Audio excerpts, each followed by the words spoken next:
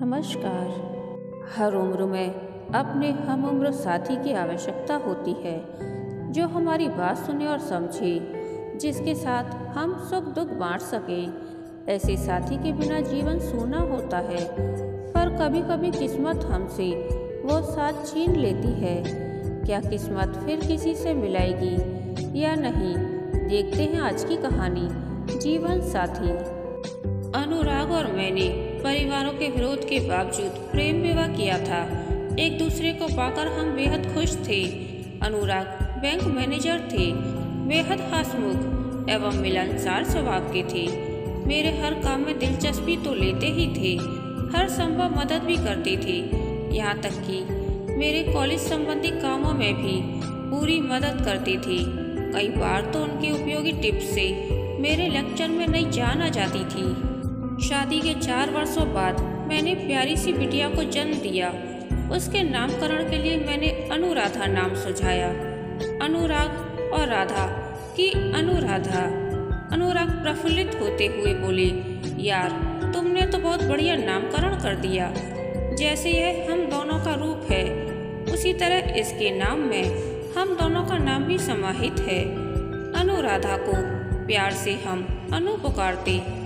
उसके जन्म के बाद मैंने दोनों परिवारों में मेल मिलाप कराने की बहुत प्रयत्न किया, किंतु असफल रही। दोनों तरफ से काफी अपशब्द सुनाई गए। अनुराग ने मुझे अपनी कसम देते हुए कहा, राधा भविष्य में तुम इस बारे में प्रयास नहीं करोगी। इस तरह दोनों परिवारों में मेल मिलाप होने की उम्मीद समाप्त हो गई। अनु के पालन पोषण में हम दोनों पूरी तरह व्यस्त हो गए।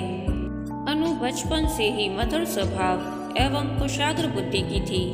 अनुराग गर्व से कहते, राधा हमारी अनु जरूर कुशल इंजीनियर बनेगी, बड़ी तेज बुद्धि की है। मैं कहती क्यों नहीं, जरूर बनेगी। उसे थोड़ा बड़ा होने दीजिए, तब समझ में आएगा कि उसकी रुचि किस ओर है। अनुराग बोले, तुमने सही कहा। यह जो बनना चाहेगी हम उसमें उसका पूरा सहयोग देंगे। अनुराधा 9 वर्ष की ही हुई थी कि कार एक्सीडेंट में अनुराग की मृत्यु हो गई। मेरी तो मानो दुनिया ही उजड़ गई। उन्हीं से तो मेरी दुनिया गुलजार थी। नन्ही अनु का रो रो कर बुरा हाल था। मम्मा मैं पापा को नहीं जाने दूंगी। पापा को क्या हो गया? वे जरूर ठीक हो जाएंगे। मैं उसे अपने कॉलेज से सटाए शांत करने का सफल प्रयास करती रही। अपनी अनु के लिए मैंने अपने दर्द को अंदर ही अंदर दबा लिया। जाहिर तौर पर मैं सामान्य रहने का प्रयास करने लगी। मैंने स्वयं से प्रण किया कि मैं अनु को उसके पापा की कमी महसूस नहीं होने दूंगी। आज अनुराग की बात याद करती हूँ। उन्होंने अपनी अनु के लिए कितना सही कहा था। आज वह सॉफ्टवेयर इंजीनियर के रूप में एक मल्टीनेशनल कंपनी में कार्यरत है। उसके सहकर्मी सार्थक से मैंने उसका विवाह पक्का कर मंगनी की रस्म कर दी है। सार्थक एक प्रोजेक्ट के सिलसिले में अमेरिका गया है। वहां से लौटने पर दोनों की शादी कर दी जाएगी। शनिवार व रविवार को अनु की छुट्टी रहती है, किंतु शनिवार को मेरा कॉलेज रहता है। साधारणतया मैं 4 बजे तक कॉलेज से लौट आती हूँ। एक शनिवार को कॉलेज से लौटने पर अनु ने कॉफी स्नैक्स के साथ अपने हाथों से बनाए स्वादिष्ट उपमा के साथ मेरा स्वागत करते हुए कहा, मम्मा साथ साथ कॉफी पीने का मजा कई गुना बढ़ जाता है। 100% सही। लेकिन रोज तो मैं कॉलेज से लौटकर अकेले ही कॉफी स्नैक्स लेती हूँ। मम्मा कल संडे है, हम सेंट्रल मॉल चलेंगे। वहाँ सभी चीज़ों पर सेल चल रही है। ठीक है बेटा, मुझे ज्वेलर के पास भी जाना है। तेरे तो सारे गहने तैयार हो गए हैं, बस सार्थक के लिए चेन और ब्रेसलेट लेना है। सेंट्रल मॉल में अनु ने मेरे लिए कुछ ड्रेसेस और साड़ियाँ पसंद की। मैंने देखा सभी ब्राइट कलर्स की थी। मैंने इनकार करते हुए कहा, बेटा इतने ब्राइट कलर्स मुझ पर बड़े अटपटे लगेंगे। ओह मम्मा आप पहनती नहीं हैं। यदि पहनेंगे तब आदत हो जाएगी, फिर अटपटे नहीं लगेंगे। बेटा मेरी वार्डरोब तो कपड़ों से भरी पड़ी है, उसी में से तू अपनी पसंद के निकाल देना। जब घर में इतने कपड़े हैं ही तब और नए क्यों लेना।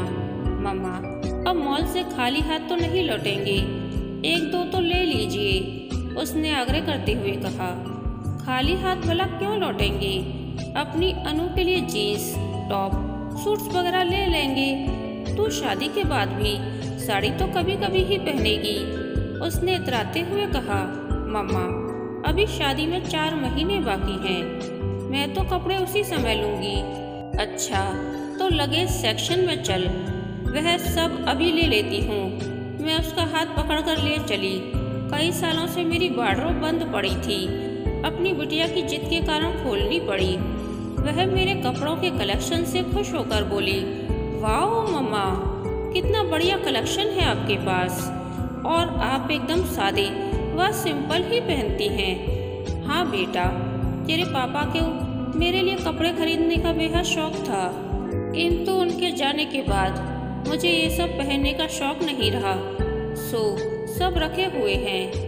नहीं मम्मा, अब आप वैसी ही रहेंगी जैसी पापा के सामने रहती थी। मम्मा, मुझे आपकी और पापा की कई प्यार भरी चुगलियां याद हैं। उस दिन आप पापा की पसंद की ड्रेस, हेयर स्टाइल, ज्वेलरी पहनकर तैयार हुई थी। पापा दिल पर हाथ रखकर धम से सोफे पर बैठ गए थे। आप दौड़कर पापा के पास आकर पूछने लगी थी, क्या हुआ अनुराग, आप ठीक तो हैं? पापा ने कहा था, यार दिल इतना तेज धड़क रहा है कि उसे हाथों से थामना पड़ रहा है। मुझे उनकी बात पर हंसी आ गई थी। उन्होंने मुझे अपने पास बैठाते हुए कहा था, क्यों अनु, मम्मा जच रही हैं ना? मैंने कहा था, मम्मा तो हमेशा ही जचती हैं, वैसे पापा आप भी कोई कम नहीं हैं। उन्होंने मुझे यह कहते हुए गले से लगा लिया था। वाह मेरी नन्ही अनु, तू तो खूब बातें बनाने लगी। हाँ बेटा, पापा हर बात हर काम में पूरी रुचि लेते थे। वे माहौल एकदम खुशनुमा बनाए रखते थे। अनुराधा ने बातों का रुख वर्तमान की तरफ करते हुए कहा, वह सब तो ठीक है मम्मा, अब आप वैसे ही तैयार होंगी जैसी आप पापा के सामने तैयार होती थी। यह तो मुझसे ना हो सकेगा बेटा। क्यों मम्मा, आप अपनी बेटी का मन नहीं रखेंगी? ओह बेटा, यह बात है, तब मैं पूरी कोशिश करूंगी। मुझे अनुराधा के आज के व्यवहार से अत्यधिक आश्चर्य हुआ। अनुराग के जाने के बाद मैंने खुद ही सादगी से रहना पसंद किया था। अनुराग को मेरे साज श्रृंगार का विशेष शौक था। उन्हें दिखाने रिझाने की इच्छा से मैं सजती संवरती थी। अब वे ही नहीं रहे, इच्छा खुद ही विलुप्त हो गई। इसके अलावा समाज का भी ख्याल करना पड़ता है। एक विधवा का निरीक्षण परीक्षण समाज कुछ ज्यादा ही पैनी नजर से करता है। ऑफिस से लौटकर कॉफी पीते हुए अनु ने कहा, मामा कल शाम कौनी ने हमें अपने घर बुलाया है। अरे वह बंगालन कौनी कितना मीठा बोलती है, एकदम रसगुल्ले की तरह। मम्मा आपकी वह जबरदस्त फैन है। कहती है भले ही आंटी कॉलेज में लेक्चरर हैं, किंतु देखने में एकदम कॉलेज गर्ल सी लगती हैं। हम शाम को 6 बजे कौनी के घर पर पहुंच गए थे। उसके पापा भी थे। उनसे मेरी पहली मुलाकात थी। कौनी ने अपने पापा से आग्रह करते हुए कहा, पापा मुझे और अनुराधा को थोड़ा ऑफिस का काम है, प्लीज आप आंटी को घर एवं अपना टेरेस गार्डन दिखा दीजिए। घर दिखाते हुए कौनी के पापा ने कहा, मेरी बेटी आपकी बहुत बड़ी फैन है। वह आपके हाथ के खाने से लेकर आपके सारे तौर तरीकों की बहुत प्रशंसा करती है। आपकी सुंदरता की प्रशंसा करते हुए तो वह कवियत्री ही बन जाती है। ये बच्चियां बहुत भोली हैं, अपने भोलेपन से कुछ सोचती हैं एवं बोलती हैं। मेरा मानना है कि कौनी ने जो वर्णन किया था आप उससे अधिक प्रशंसा के योग्य हैं। उन्होंने कहा, मैंने चुप रहना ही ठीक समझा। गार्डन और घर बहुत सुंदर है तथा तुमने सजाया भी बहुत सुंदर है। मैंने कौनी की प्रशंसा करते हुए कहा, आंटी इस तारीफ के हकदार तो पापा हैं। उन्हें भी आपकी तरह घर की साज सज्जा में बहुत दिलचस्पी है। कौनी ने कॉफी, समोसे, रसगुल्ले काफी कुछ हमारे लिए तैयार कर रखा था।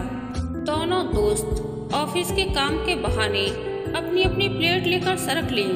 जब काफी देर तक नहीं लौटी तो मुझे बेहद आश्चर्य हो रहा था कि ये दोनों लड़कियां हम दोनों को क्यों ज्यादा से ज्यादा एक साथ छोड़ने का प्रयास कर रही हैं। सारा माहौल ही मुझे कुछ अटपटा सा लग रहा था। मैंने अनुराधा को फोन करके बुलाया। वह हंसते हुए बोली, मम्मा फोन करके क्यों बुला लिया? यहीं पर तो थी, आ जाती थोड़ी देर में। तुम मुझे अकेली छोड़कर क्यों चली जाती हो? तुम दोनों भी यहीं हमारे साथ बैठो। ओह मम्मा, अकेली कहाँ हैं? अंकल तो है ना आपके साथ। लगता है आपकी मम्मा को मेरी कंपनी पसंद नहीं आ रही है। यह काफी शांत एवं गंभीर स्वभाव की है।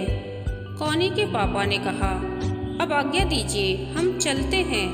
मैंने विदा लेने हेतु कहा, आंटी अभी रुकिए, आज डिनर हमारे साथ लीजिए। कॉनी ने तत्परता से कहा, आज माफी चाहती हूँ बेटा, डिनर फिर कभी। मैंने उठते हुए कहा। रात को सोते समय अनुराधा ने मेरी राय लेते हुए कहा, मम्मा अंकल अच्छे हैं ना? मैंने पूछा, कौन अंकल बेटा? ओह मम्मा, आज आप कॉनी के पापा से मिली हैं ना? उन्हीं के बारे में पूछ रही हूँ। ओह, मुझे ख्याल ही नहीं रहा। आने के बाद मैंने उनके बारे में कुछ सोचा भी नहीं। अच्छे ही हैं। हाँ मम्मा, अंकल बहुत अच्छे हैं। मैं जब भी उनके घर जाती हूँ मेरा बहुत ख्याल रखते हैं। अच्छी बात है बेटा। खैर छोड़ ये सब बातें। यह बता कि सार्थक का प्रोजेक्ट बढ़िया चल रहा है ना? हाँ मम्मा, हो सकता है प्रोजेक्ट समय से पहले ही पूरा हो जाए, तब वह पहले ही इंडिया लौट आएगा। यह तो बहुत अच्छी खबर है। अब तो सार्थक का फोन आने ही वाला होगा। मैं सोती हूँ, गुड नाइट बेटा। इतने में अनु का फोन बज उठा। सार्थक का फोन आ चुका था।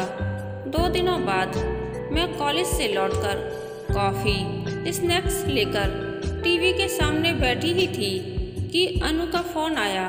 मम्मा, मैं 6 बजे तक घर पहुंच जाऊंगी। मेरी फ्रेंड रितु भी आ रही है मेरे साथ। अच्छी बात है बेटा। मम्मा, आप मेरी पसंद की गहरे नीले रंग की साड़ी पहनकर तैयार रहना। अरे बेटा, वह मेरे घर पर आ रही है। मुझे उसके घर थोड़ा ही जाना है जो मैं सज धज कर तैयार हो जाऊं। अरे घर पर एक मम्मी जैसे रहती है वैसे रहती हूँ। ओह मम्मा प्लीज मेरा मन रख लो, अनु ने आग्रह करते हुए कहा। ठीक है, खाने में कुछ खास बनाना है। नहीं मम्मा, मैंने पिज्ज़ा और कोल्ड ड्रिंक ऑर्डर कर दिया है। वह मेरे पहुंचने के बाद ही पहुंचेगा। आप तो बस तैयार हो जाओ। चल ठीक है बेटा, मैं कोशिश करती हूँ। मुझे थोड़ी खीज सी हो रही थी अनु के व्यवहार पर। इस लड़की को क्या हो गया है? यह मेरी साज श्रृंगार के लिए क्यों परेशान होने लगी है? 6 बजे अनु अपनी सहेली रितु के साथ पहुंच गई थी। साथ ही मेरे हम उम्र रितु के सर्जन भैया भी आए थे। अनु ने सभी से मेरा परिचय करवाया। हम सभी ने साथ साथ पिज्जा का आनंद लिया। दोनों दोस्त कोल्ड ड्रिंक के साथ ऑफिस के काम के बहाने दूसरे कमरे में चली गईं। रह गई मैं और रितु के सर्जन भैया। वे अपने बारे में खुद ही बताने लगे। 2 बेटियां हैं मेरी। दोनों की माँ 15 साल पहले गुजर गई थी। माता पिता की भूमिका निभाते हुए दोनों का पालन पोषण किया, उन्हें उच्च शिक्षा दिलवाई। अब दोनों अपनी अपनी गृहस्थी में व्यस्त हैं। आपने बहुत अच्छा किया बेटियों का समय से विवाह कर घर गृहस्थी में बांध दिया। वह तो ठीक है, मैंने बेटियों के कारण दूसरा विवाह नहीं किया, किंतु अब अकेलापन बहुत खटकता है, घर काटने को दौड़ता है। मैंने सुझाव देते हुए कहा, आप स्वयं को व्यस्त रखिए। कभी कभी बेटियों से उनके घर जाकर मिल आया कीजिए। मन तो लगाना ही होता है, वरना वह तो उदास हो जाता है। मैं जरा दोनों सहेलियों को देखकर आती हूँ। अनु के कमरे में दोनों सहेलियाँ गपशप में मस्त थीं। मैंने ऋतु का हाथ पकड़कर कहा, तुम दोनों भी हमारे साथ ही बैठो। उनके जाने के बाद अनु 2-4 इधर उधर की बातों के बाद बोली, मम्मा रितु के भैया बहुत बड़े सर्जन हैं। उनका अपने क्षेत्र में बहुत नाम है। अच्छी बात है बेटा। मम्मा, वे दिल के भी बहुत अच्छे हैं। कई गरीबों का मुफ्त इलाज करते हैं। करना ही चाहिए। आखिर समाज के प्रति भी हमारे कुछ कर्तव्य हैं कि नहीं? हाँ मम्मा, उनका स्वभाव आपसे बहुत मेल खाता है। जिस तरह आप दूसरों की सहायता करने के लिए तैयार रहती हैं, वे भी। कुछ पल रुककर वह फिर बोली, मम्मा, वे हैं भी बहुत स्मार्ट। उनको देखकर नहीं लगता कि उनकी इतनी बड़ी बड़ी बेटियां होंगी। जैसे आपको देखकर कोई नहीं समझ सकता कि मेरे उम्र की आपकी बेटी है मम्मा। आप। इतने में अनु का फोन बज उठा। वह उसमें व्यस्त हो गई। इस इतवार अनु ने अपनी फ्रेंड कीर्ति के घर चलने का प्रोग्राम बनाते हुए कहा, मम्मा, कीर्ति का बर्थडे है। उसने घर पर ही छोटी सी पार्टी रखी है। आपको भी बुलाया है। अच्छा है कि इतवार है। आप चलेंगी ना? बेटा, मैं तुम बच्चियों के बीच क्या करूँगी? तुम ही चली जाना। बस रात में समय से लौट आना। मेरे रहने से तुम लोग खुलकर मस्ती भी नहीं कर सकोगी। मैंने हंसते हुए कहा, ओह मम्मा, वह मुझे कच्चा खा जाएगी। उसने बहुत कहा है कि आंटी को जरूर लाना। मम्मा, वह आपसे मिलने का बहाना ढूंढती रहती है। प्लीज चलिएगा मम्मा, उसका दिल टूट जाएगा। ठीक है, चलूंगी। उसे उपहार क्या देना है? मैं सोचती हूँ वह चांदी और अमेरिकन डायमंड वाला सेट दे देते हैं। ठीक है मम्मा, उसकी मिल्की वाइट रंगत पर जचेगा भी बहुत। इतवार को अनु मेरी साज श्रृंगार में लग गई। ऐसा हेयर स्टाइल तो ऐसा मेकअप, यह ड्रेस तो वह ज्वेलरी तो यह सैंडल। बड़ी मुश्किल से बीच का रास्ता अपना कर मैं तैयार हुई। मुझे एकटक देखती हुई बोली, सच कहूँ मम्मा, आपसे तो मुझे तक जलन हो रही है।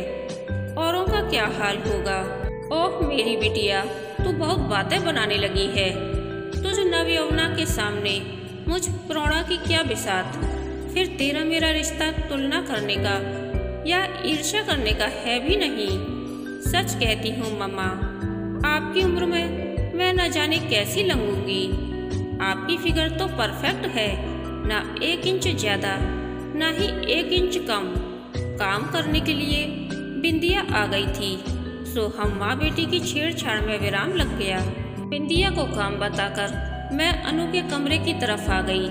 वह फोन पर लगी हुई थी। बार बार मेरे नाम की ध्वनि आने के कारण मैं ध्यान से सुनने लगी। हाँ यार, मम्मा तो लाजवाब लगती हैं। आज मेरा मन रखते हुए उन्होंने थोड़ा मेकअप भी कर लिया है। गजब ढा रही है यार आज तो। और हाँ, चाचा जी समय पर पहुंच रहे हैं ना? हाँ हाँ, उनके पहुंचते पहुंचते मैं और मम्मा भी पहुंच जाएंगे। हाँ, यही ठीक रहेगा। खेल के बहाने मम्मा और चाचा जी का एक साथ डांस करवा देंगे। यह आइडिया परफेक्ट है ना? जरूर, बात बन जाएगी। मैं बातें सुनकर अवाक थी। आखिर माजरा क्या है? मैंने अनु से कहा, क्या बात है बेटा? मेरे बारे में क्या बात हो रही है? उसकी मानो चोरी पकड़ी गई हो, किंतु स्वयं को संभालते हुए बोली, कुछ भी तो नहीं है मम्मा। नहीं बेटा, कुछ बात तो है। यह चाचा जी कौन है? फिर उनके साथ डांस वाली क्या बात है? ओह मम्मा, कुछ भी नहीं। हम फ्रेंड्स तो कुछ भी आपस में बात करते हैं। आप बिंदिया से कहिए कि वह जल्दी काम खत्म करे। हमें निकलना चाहिए, हम लेट हो रहे हैं। अनु, सबसे पहले कीर्ति को फोन से कह दो कि हम लोगों को थोड़ी देर हो जाएगी, गेस्ट आ गए हैं, या कुछ भी कारण बोल दो। और मुझे मेरे सवालों का जवाब चाहिए, वरना मैं नहीं जाने वाली। मेरा यह अल्टीमेटम सुन। अनु एकदम शांत मुझे एकदम देखने लगी। मैंने उसे गले से लगाकर सस्नेह कहा, क्या बात है बेटा? जब से मैंने तेरी शादी पक्की की है तब से मैं देख रही हूँ तू मेरी सास श्रृंगार पर बहुत ध्यान देने लगी है। फिर कभी किसी के विदुर पापा, तो कभी सर्जन भैया, फिर आज यह चाचा जी। बात क्या है बेटा? तेरे दिल में क्या चल रहा है? अपनी मम्मा को नहीं बताएगी? अनु ने धीरे से कहा। मम्मा, मुझे आपकी बहुत चिंता है। मेरी शादी के बाद आप एकदम अकेली हो जाएंगी। मैंने आपको इन लोगों से इसीलिए मिलवाया कि आप इनमें से किसी से शादी करने के लिए तैयार हो जाएं। मम्मा, हर उम्र में अपने हम उम्र साथी की आवश्यकता होती है, जो हमारी बात सुने और समझे, जिसके साथ हम सुख दुख बांट सके। जीवन जीने का कुछ उत्साह तथा मकसद तो होना चाहिए ना मम्मा, उसने झिझकते हुए कहा। मम्मा, आपने मेरी सारी आवश्यकताओं की पूर्ति तत्परता से की है, कभी पापा की कमी महसूस नहीं होने दी, किंतु मैंने आपके अकेलेपन के लिए कभी सोचा ही नहीं। कुछ दिनों बाद मेरी शादी होने वाली है। सेक्स मेरे जीवन का अहम हिस्सा बन जाएगा। आज मुझे यह बात बहुत कचौटती है कि आपने मेरे लिए अपनी इच्छा का दमन कर लिया होगा। प्लीज़ मम्मा, बुरा नहीं मानिएगा मेरी बातों का। अरे बेटा, तू मेरे लिए कितना सोचती है, एक बार तो मुझसे कहा होता। देख बेटा, अनुराग की मृत्यु के बाद मेरे सारे हितैषियों ने मुझे पुनर्विवाह की सलाह दी थी, किंतु मैं स्वयं को दूसरे विवाह के लिए तैयार नहीं कर पा रही थी। एक तो दिलो दिमाग में अनुराग ही छाए हुए थे तथा कई बार अकेलेपन से घबराकर पुनर्विवाह का विचार करती तो यह भय उठ खड़ा होता कि नया जीवन साथी मेरी अनु को या अनु अपने नए पापा को स्वीकार कर पाएगी या नहीं। इसके अलावा पढ़ने सुनने को कभी कभी मिल जाता है कि सौतेला पिता जवान होती सौतेली बेटी पर ही बुरी नज़र रखने लगता है। मेरी अनु को किसी तरह का कष्ट हो या मुझसे बर्दाश्त नहीं होता। मुझे तो अपनी अनु का सही पालन पोषण कर एक योग्य नागरिक बनाना था, सो मैंने पुनर्विवाह का विचार ही छोड़ दिया था। मैंने रहस्य खोलते हुए कहा, बेटा अनु, जब आज यह विषय तूने छेड़ ही दिया है तो मैं तुझे अपने जीवन की एक सच्चाई बता देना उचित समझती हूँ। मेरे कॉलेज में रमेश जी गणित के प्रोफेसर हैं, तो उनसे कई बार मिल चुकी है तथा उनकी बहुत बड़ी फैन है। और तुझे मालूम ही है कि 4 साल पहले कार एक्सीडेंट में उनकी पत्नी की मृत्यु हो गई थी। उनके दोनों बेटे पवन और पीयूष अमेरिका में सेटल हो गए हैं। उन्हीं रमेश ने मुझसे शादी करने की इच्छा व्यक्त की थी। मैंने भी उन्हें यह कहते हुए सहमति दी थी कि मैं अनुराधा की शादी के बाद ही आपसे शादी कर सकूंगी। मुझे लगा था कि मेरी बिटिया असहज न महसूस करे, किंतु मुझे क्या मालूम था कि मेरी बिटिया मेरे लिए वर की तलाश कर रही है। मैंने ये सब अनु की आंखों में झांकते हुए कहा। अनु प्रसन्नचित्त मुद्रा में बैठी मुझे निहारने लगी। मैंने कहा, रमेश जी काफी सभ्य एवं शालीन स्वभाव के हैं। उनका यही स्वभाव मुझे आकर्षित कर गया। उन्होंने मुझसे शादी का प्रस्ताव रखा। मैंने तेरी शादी तक इंतजार करने को कहा। हाँ, जब मैं तेरी शादी तय करने लगी तब उन्होंने मुझसे कहा, राधा हम साथ हो जाते हैं, यह जिम्मेदारी ज्यादा कुशलता से पूरी कर सकेंगे। किंतु मैं हाँ नहीं कर सकी। तेरी सकुचाहट थी मुझे। यह सत्य है कि पिछले लगभग 2 सालों से हम अपने दिल की बातें आपस में कह लेते हैं। पारिवारिक मुद्दों पर भी हम खुलकर बातें करते हैं। उनके दोनों बेटों ने उनसे फोन पर बात करनी तक बंद कर दी है। वे दोनों अपनी दुनिया में व्यस्त और मस्त हैं। रमेश जी उन लोगों के व्यवहार से बहुत दुखी भी हैं। मैं अपनी समझ एवं सामर्थ्य से उन्हें सांत्वना देती हूँ। उनका अकेलापन मुझे भी अखर जाता है। दिल करता है उनका हाथ थाम लूं। मैं आज सब बोल देना चाहती थी। जब मैंने तेरे लिए सार्थक को पसंद किया, उन्हें विस्तार से सब बताया, किंतु वे सार्थक को देखना एवं उससे मिलना चाहती थी। इसी विचार से मैंने सार्थक से मिलने के लिए सेंट्रल मॉल को उचित समझा एवं उन्हें भी वहां बुला लिया, जिससे वे भी उसे। अनु ने मुझे बीच में ही टोकते हुए कहा, मम्मा 1 मिनट, मुझे अच्छे से याद है उस दिन मॉल में रमेश अंकल भी मिल गए थे।